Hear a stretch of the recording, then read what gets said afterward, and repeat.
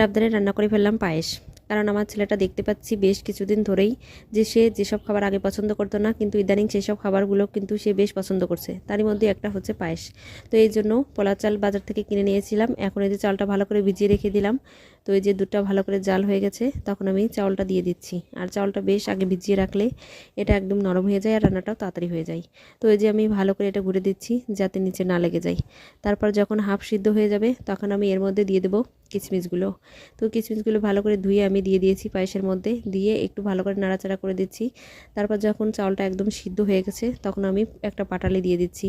তো পাটালিটা বেশ নরমই আছে, এই জন্য দিয়ে দিলাম। তো এই যে দেখো আমার পায়েসের কালারটা কিন্তু অনেক সুন্দর এসে গেছে, আর দেখেই কিন্তু ভীষণ ভালো লাগছে। তো যে আমার রান্নাটা কিন্তু হয়ে গেছে, এখন আমি সব বাড়িতে ঢেলে নিচ্ছি। আর দেখুন শীতকালে কিন্তু এরকম পায়েস খেতে কিন্তু একদমই মন্দ হয় না। আমার তো ভীষণ ভালো লাগে। আমার ছেলের সাথে সাথে বেশ আমাদের সবারই হয়ে গেল। তো সেরকম করেই রান্না করেছি যাতে সবাই মিলে খেতে পারি। তো এই যে দেখো আমি সবগুলো ঢেলে নিয়েছি। এখন এই যে আমার ছেলেকে খাওয়াতে গেছে, আমার ছেলে তো পেয়ে ভীষণ খুশি। তো ভিডিওটি এই পর্যন্তই, ভালো থাকবেন।